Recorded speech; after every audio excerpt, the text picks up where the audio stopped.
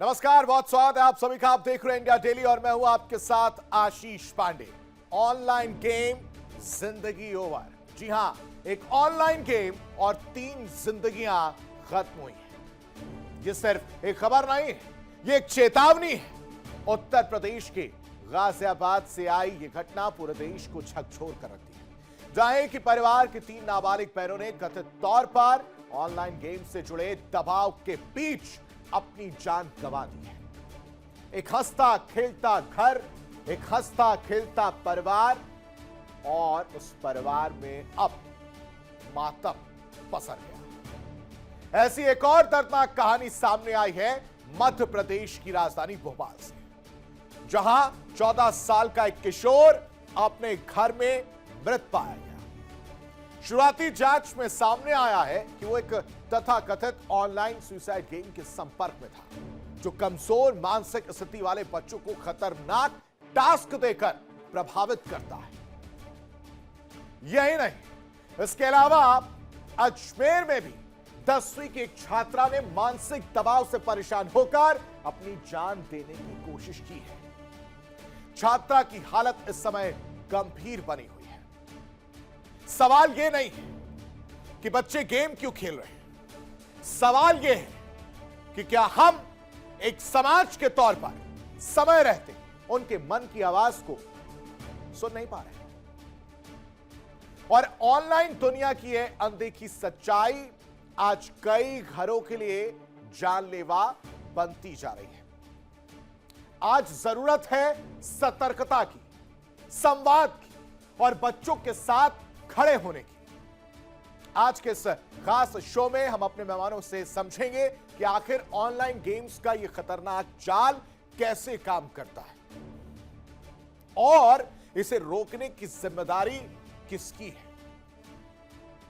क्योंकि online games के जरिए आपको याद हो कुछ साल पहले जिस तरह से ब्लू व्हेल गेम निकलकर सामने आया था और एक के बाद एक कई बच्चे टास्क पूरा करने के चक्कर में मौत के मुंह में समा जा रहे थे, गाल के गाल में समा जा रहे थे। उसके बाद से यह हुआ कि जागरूकता फैलाई जाए, लोगों को बताया जाए कि बच्चों पर कैसे कंट्रोल किया जाए, कैसे यह समझा जाए कि उनका बच्चा मोबाइल फोन में कौन सा गेम खेल रहा है। क्या वो गेम उसकी मानसिक स्थिति को कमजोर कर रहा है या उस पर काबू पाने की कोशिश की जा रही है, और क्या उस गेम के जरिए खास टारगेट किए जा रहे हैं कोई साजिश के तहत भी। क्योंकि ये कम होते हुए आंकड़े नजर नहीं आ रहे। मध्य प्रदेश हो या फिर गाजियाबाद, सवाल यही है कि क्या हम एक समाज के तौर पर उनके मन की आवाज सुन पा रहे हैं या नहीं।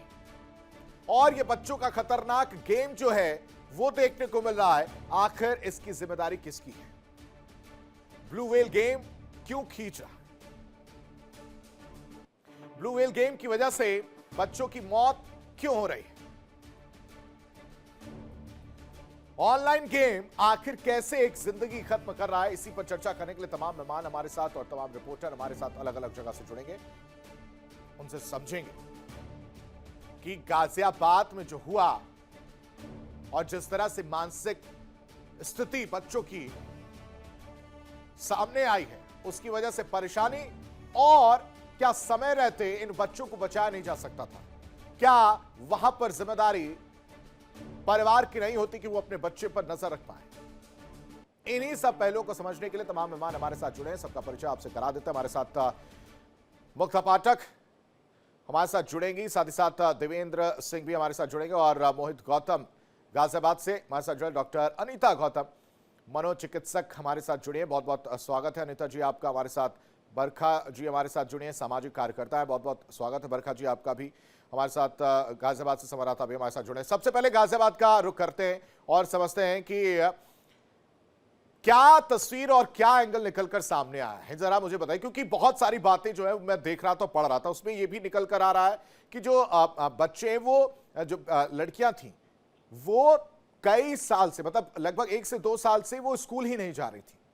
साथ ही साथ मोहित ये भी बताइए कि अभी फिलहाल के लिए क्या अपडेट है, पुलिस क्या क्या चीजें अब तक देख पाई, नोटिस कर पाई या लोगों से बातचीत कर पाई है, और अगर आपकी भी बातचीत हो पाई है तो आप क्या समझ पाए, जरा बताइएगा।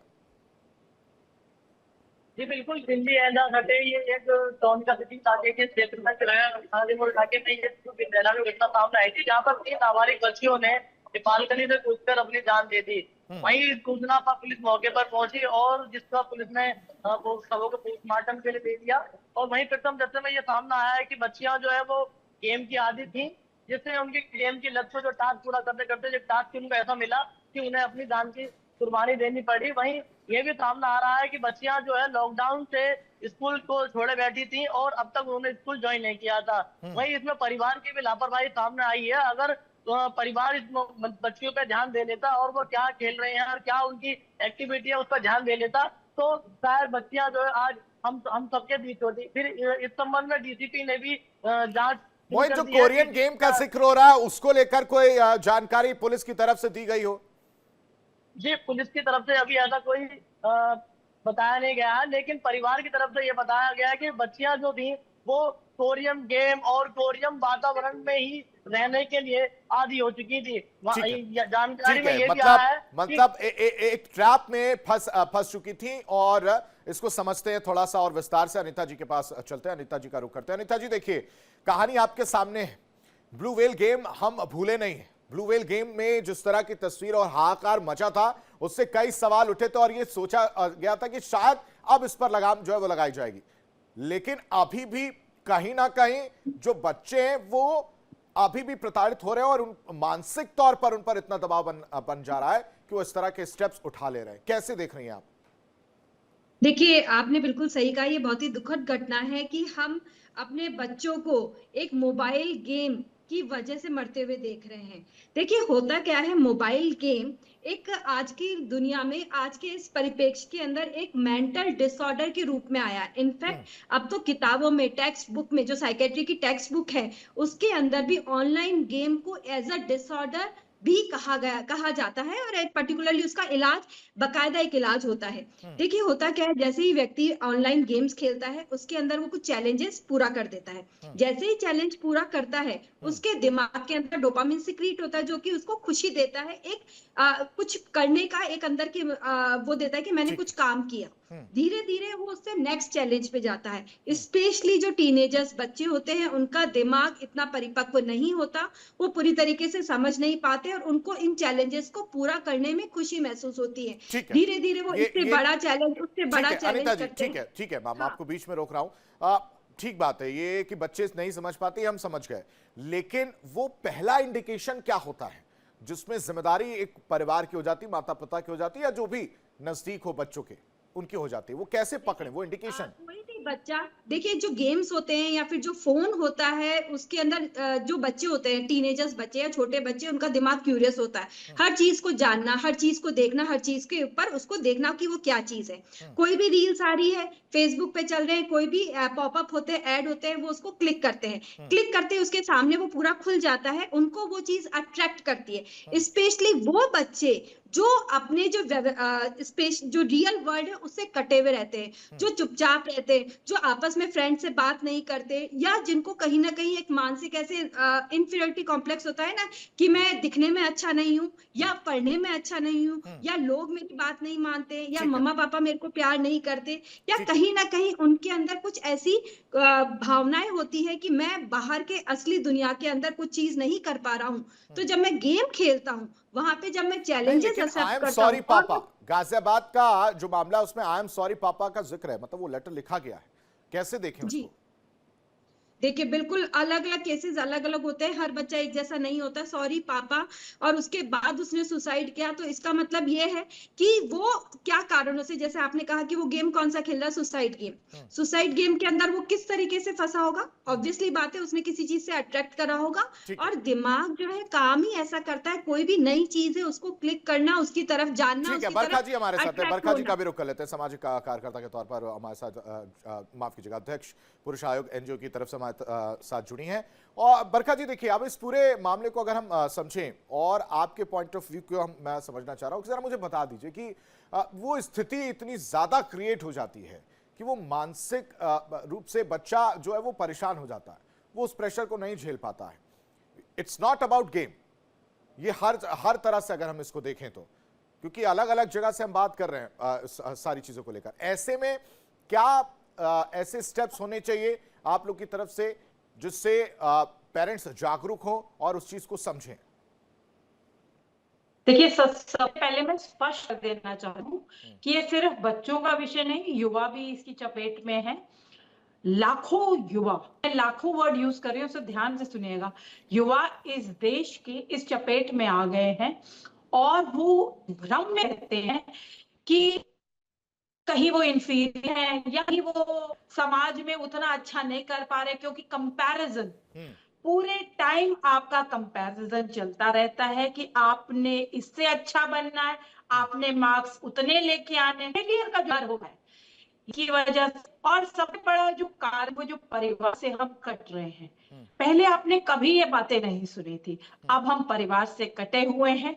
ना माँ को चिंता है, ना पिता को चिंता है कि बच्चा क्या कह रहा है। अगर हम अभी स्पेसिफिकली बच्चों के बारे में बात करें, ये सच्चाई आज के जमाने में हम मशीन बन के हैं पैसा कमाने की, और पैसा कमाने की होड़ में हमें बच्चों को हमने दे रखा है फ्री हैंड। उन्हें मोबाइल दे रखे हैं और मोबाइल में वो लगे रहे, चुपचाप बैठे रहे, चश्मे लग जाएं, उनका जो विकास है वो ना हो। एकेडमिक्स भी सब करे, हाँ वो ले रहे हैं मोबाइल में, वो चाहे पॉर्न देखें, चाहे वो सुसाइड के गेम्स खेले, चाहे वो कुछ भी खेले। तो माता पिता का बहुत बड़ा एक रोल है। स्कूल में भी बहुत जरूरी है, टीचर्स उन्हें समझाएं कि ज्यादा मोबाइल का यूज भी गलत, जो सही चीजें हैं, मैं ऐसा नहीं कह रही कि मोबाइल खराब है, लेकिन जो सही चीज है उनमें बढ़ावा दिया जाए, और एक माता पिता की गाइडेंस और मॉनिटरिंग बहुत जरूरी है। ठीक है बरखा जी, मोबाइल मैं आता हूं। हमारे साथ मुक्ता पाठक भी हमारे साथ जुड़ी है, उनका रुख कर लेते हैं। मुक्ता, आप मध्य प्रदेश के भोपाल की अगर बात की जाए, वहां से भी ये तस्वीर देखने को मिली जहां एक 14 साल का किशोर जो है अपने घर में मृत पाया गया है। शुरुआती जांच में क्या कुछ निकला जरा बताइएगा, उसके बाद से मैं फिर आगे रुख करूंगा मनोचिकित्सक का। जी बिल्कुल, देखिए कल की घटना है, जिस तरह से जो है पेरेंट्स किसी की 13वीं अटेंड करने गए हुए थे और जब वो वापस लौटे तो उन्होंने देखा कि उनका जो 8th क्लास में पढ़ता हुआ लड़का था वो सुसाइड उसने कर लिया है, फांसी के फंदे में वो झूल रहा था। पुलिस ने जो है पूरा तहकीकात किया है, अभी कोई सुसाइड नोट नहीं है। पुलिस कह रही है कि हो सकता है, पुलिस जो अभी जो फर्स्ट वो उनका इंडिकेशन है वो ये है कि क्या बच्चे को डांटा गया था इसलिए उसने सुसाइड किया। हालांकि पेरेंट्स ने ये बताया है कि मदर ने उसको ज्यादा मोबाइल यूज करने और खेलने के लिए ही डांटा था, और वो जो है मोबाइल में गेम्स खेलने का आदी था, यानी कि मोबाइल में जो गेम खेलने की लत है, और उस पे अब पुलिस और जांच कर रही कि ऐसा क्या हुआ गेम खेलने के दौरान कि बच्चे ने जो है वो सुसाइड कर लिया। ठीक है जी मुक्ता, कौन सा गेम खेला था, बहुत छोटे बताइएगा, उसकी कोई जानकारी आपके पास, कोई ऐसा ऐप था, कौन सा वो गेम है, जरा मैं इसलिए जानना चाह रहा हूं कि मैं उस गेम का पैटर्न भी समझ पाऊं। जी पुलिस, हाँ जी बिल्कुल, हम लोगों ने पुलिस अधिकारी से पूछने की कोशिश की थी, यही था कि क्या वो ब्लू व्हेल गेम या कोई अन्य गेम ऐसा खेल रहा था। तो पुलिस ने माना कि हाँ वो मोबाइल में गेम्स खेलने का आदी था और इसके कारण उसको लगातार पेरेंट्स भी उसको जो है कंट्रोल करने की कोशिश करते थे। लेकिन अभी कौन सा गेम खेल रहा है ये पुलिस ने अभी पुष्टि नहीं की है, जांच चल रही है। ठीक है बरखा जी, मैं आऊंगा आपके पास, अजमेर का भी रुख कर लेता हूं, वहां से भी चीजें हमारी जो है निकलकर इस तरह की तस्वीर। आता हूं बरखा जी, आप अजमेर की अगर बात की जाए तो 10वीं की छात्रा ने भी, वहां से भी यह तस्वीर आई कि जहां मानसिक दबाव से परेशान होकर उसने जान देने की कोशिश की है। देवेंद्र, देखिए ये अजमेर की जो घटना है इसमें साफ तौर पर एक बार फिर ये सवालिया निशान लगा दिया कि स्कूलों की वजह से जो दबाव पढ़ाई के नाम पर, अटेंडेंस के नाम पर प्राइवेट स्कूलों को जो दिया जा रहा है, उसकी वजह से इस अजमेर में सिद्धा ने फिनाइल पीकर और जान देने का प्रयास किया। गंभीर हालत में इसको अस्पताल में भर्ती कराया गया है। माँ का जो बयान आया है उसमें साफ तौर पर स्कूल पर ही आरोप लगाया गया है कि उसकी अटेंडेंस जो है वो शॉर्ट कर दी गई है, 50% कर दी गई, जिसकी वजह से वो एग्ज़ाम में नहीं बैठ पाएगी 10वीं के एग्ज़ाम में। तो कहीं ना कहीं यही एक मानसिक चिंता जो थी उस छात्रा को आत्महत्या करने के लिए उसको मजबूर होना पड़ा। तो ये भी एक बड़ा सवाल यहाँ पर भी जो है मानसिक परेशानी वाली बात या मानसिक दबाव वाली बात निकलकर सामने आती है। बरखा जी, आप कुछ कह रहे थे, आप जल्दी से खत्म करिए और उसके बाद से मैं अनीता जी का रुख करूंगा। बरखा जी, और साथ ही साथ बताइएगा कि यहाँ पर भी देखिए मानसिक दबाव की बात निकलकर सामने आ रही है, तो कहीं ना कहीं जिनकी जिम्मेदारी है बच्चों से फ्रेंडली होकर उन चीजों को सॉल्व करने की, वो भी इसी तरह की चीजें करते हुए नजर आ रहे हैं। ऐसे में उन टीचर्स को क्या स्टेप उठाने चाहिए और क्या चीजें करनी चाहिए जिससे ये तस्वीर ना देखने को मिले, जहां बच्चे इतना प्रेशराइज फील ना करें? देखिए, मानसिक दबाव बहुत ज्यादा है बच्चों पर, खासकर अच्छा करने के लिए, बेहतर जिंदगी में बड़ा बनने के लिए। और अभी हाल में ही IIT कानपुर में 2 साल में 7 सुसाइड्स हुए हैं। तो ये सुसाइड्स बढ़ती जा रही हैं और हम कागजी कार्रवाई बसते हैं हर बार कि हमारी कमेटी डिसाइड करेगी, हम काउंसलिंग होगी, लेकिन लाखों की फीस पेरेंट्स देते हैं और अपने बच्चों को स्कूल कॉलेज में भेजते हैं, लेकिन वहां कोई काउंसलिंग के नाम पे कुछ नहीं होता। लेकिन यहाँ सिर्फ स्कूल को जिम्मेवार नहीं ठहराऊंगी, पेरेंट्स भी। पेरेंट्स देखें ना कि उनके बच्चे कहाँ जा रहे हैं, शॉर्ट अटेंडेंस क्यों है। देखिए, आप बोल दीजिए कि उनके ऊपर मानसिक दबाव था, अटेंडेंस नहीं थी पूरी, तो अटेंडेंस क्यों नहीं पूरी थी? आपके माता पिता को नहीं पता कि लड़कियां लड़का कहाँ जा रहे हैं, पढ़ने जा रहे हैं? अनीता जी, वही बात आ गई कि पेरेंट्स को समझना पड़ेगा। ऐसे में क्या स्टेप्स पेरेंट्स को उठाने चाहिए? साथ ही साथ ये भी बताइएगा कि इस तरह के गेम क्या वाकई इतना ज्यादा ब्रेन वॉश कर देते हैं कि ये कदम बच्चे जो अख्तियार कर लेते हैं, ये स्टेप उठा लेते हैं? बिल्कुल, आपने 2 क्वेश्चन पूछे कि इस तरीके के गेम्स क्या ब्रेन वॉश कर देते हैं। बिल्कुल आपने सही कहा है। जो ऑनलाइन गेम्स होता है एक तरीके की लत होती है। जैसे शराब दिमाग को खराब कर देता है, दिमाग के अंदर जो न्यूरॉन्स होते हैं, जो वायरिंग होती है, उनको खराब करता है, उसी तरीके से जो ऑनलाइन गेम्स है, गेम की लत है या फोन की लत है, आपके दिमाग के अंदर परमानेंट चेंजेस कर देता है। व्यक्ति गेम खेलने के लिए इतना ज्यादा आदी हो जाता है कि उसको जो रियल वर्ल्ड है उसके बारे में पता नहीं रहता, चुपचाप रहता है। और उस गेम को खेलने के लिए अगर उसको रोका जाए तो वो एग्रेसिव हो जाता है, और ये एग्रेशन या तो दूसरों के ऊपर निकलता है, जैसे कि पेरेंट्स पे अटैक कर देते हैं, या खुद के लिए खुद के ऊपर सुसाइड कर लेते हैं। कई बार ऑनलाइन गेम के चलते वो पैसे उधार ले लेते हैं या फिर फोन में से पैसे कट जाते हैं, और जब वो पैसे इतने ज्यादा बढ़ जाते हैं, उनको समझ में नहीं आता कि हम क्या करें, तो वो सुसाइड की तरफ बढ़ते हैं या अपनी जान खत्म करने की कोशिश करते हैं। दूसरा क्वेश्चन है कि हम कैसे पहचाने या माँ बाप किस तरीके से इसको रोके। देखिए, 2 चीजें हैं। कोई भी व्यक्ति जब सुसाइड करता है तो कुछ वार्निंग साइंस होते हैं, हमें उसको देखना होगा। हमारा बच्चा है, सबसे ज्यादा हम उसे पहचानते हैं, माँ बाप से ज्यादा कोई नहीं जानता। गेम, ऑनलाइन गेम्स खेलना या फोन जब बच्चा देख रहा है, आपको देखना पड़ेगा कि आपका बच्चा क्या देख रहा है। आप सीधे सीधे क्वेश्चंस करते हैं तो बच्चे कई बार एग्रेसिव हो जाते हैं। आप सीधे सीधे आराम से उनसे बात करें। एक कम्युनिकेशन आपके बीच में हमेशा होना चाहिए कि बच्चा आपसे अपने मन की बात कह सके, क्या वो खेल रहा है, क्या देख रहा है, कौन से इससे फ्रेंड्स हैं। और कई बार जब बच्चा चुपचाप रहता है, अपने कमरे में ज्यादा समय व्यतीत करता है, किसी से बात नहीं करता, अकेले अकेले बैठा रहता है, या फिर जब वो अपने दोस्तों के साथ खेलने नहीं जाता, या उसका एकेडमिक पढ़ाई के अंदर उसका ग्रेड्स कम हो रहा है, ये सब चीजें एक तरीके के साइंस है, सिम्टम्स है। आपको समझना चाहिए कि क्या कोई तो प्रॉब्लम है बच्चों के साथ, और उनसे बात करनी है। उनका टाइम कहाँ जा रहा है, वो किससे अपना टाइम कहाँ लगा रहे हैं। जब हम समय रहते इन सब चीजों को देख लेंगे, देखिए हर बच्चा अपने माँ बाप के लिए बहुत प्रेशियस है, कोई भी नहीं चाहेगा कि उनके साथ कुछ बुरा हो। हमें समय रहते अपने बच्चों को समझना होगा, वो क्या गेम खेल रहे हैं, किन चीजों से बात कर रहे हैं, किन लोगों से बात कर रहे हैं। इनफैक्ट ऑनलाइन, आजकल तो ऑनलाइन अनीता जी, वो रिपेल कर देते हैं ना। अब जैसे मान लीजिए कि मेरी बेटी 2.5 साल की है और अगर वो फोन यूज कर रही है और मैं उससे फोन लूं तो वो उस पर चिढ़ जाती है या रोने लगती है। फिर उस समय पेरेंट्स को क्या करना चाहिए, कैसे वो कंट्रोल करें? क्योंकि वो कंट्रोल वाला भी बात जो है वो कहीं ना कहीं उनको प्रेशराइज ही तो कर रहा है। बिल्कुल, हमें ऐसा लगता है कि आजकल जहाँ हम पहले बोलते थे कि टीवी कम दिखाओ, पर आजकल मुझे ऐसा लगता है कि है ना, आप अपने बच्चों के साथ स्क्रीन, बड़ा जो स्क्रीन होता है टीवी पे, वो चीज़ें देखें जो आपके बच्चों को पसंद है। एटलीस्ट आपको पता है कि बच्चा कार्टून में क्या देख रहा है। गेम्स अगर खेलता है तो आप उस पे बोलो कि भई तुम कुछ गेम्स जो खेल रहे हो उसके अंदर एग्रेशन नहीं हो, मतलब मार-धार वाली चीज़ें नहीं हो। हमें आज की दुनिया में हम फ़ोन बंद नहीं कर सकते, पर फ़ोन में वो क्या चीज़ यूज़ कर रहे हैं, उस पर आप क्लियरली अपने बच्चों को बोलो कि ये चीज़ आपको पसंद नहीं है। हम अगर आपको 15 मिनट फ़ोन देख रहे हैं, तो आप जो चीज़ देख रहे ठीक है। हो, उसके बारे में ये हमें पता होना ये चाहिए, बहुत अच्छी फ़ोन पर बात आपने लॉक ना कही है, हो। मैं इससे एग्री भी करता हूं कि शुरुआत होनी चाहिए इसी तरह से। आप अगर इसको देखें बरखा जी, ये तो चलो पेरेंट्स की जिम्मेदारी हो गई, अब यहां पर जिम्मेदारी एक बन जाती है सरकार की भी। क्या ये वक्त नहीं आ गया है कि जो सोशल मीडिया एक्टिविटीज हैं या सोशल कंटेंट्स हैं, उन पर किसी तरह का रेगुलेशंस रखा जाए, साथ ही साथ एक एज डिसाइड की जाए, जैसा कि ऑस्ट्रेलिया में हुआ?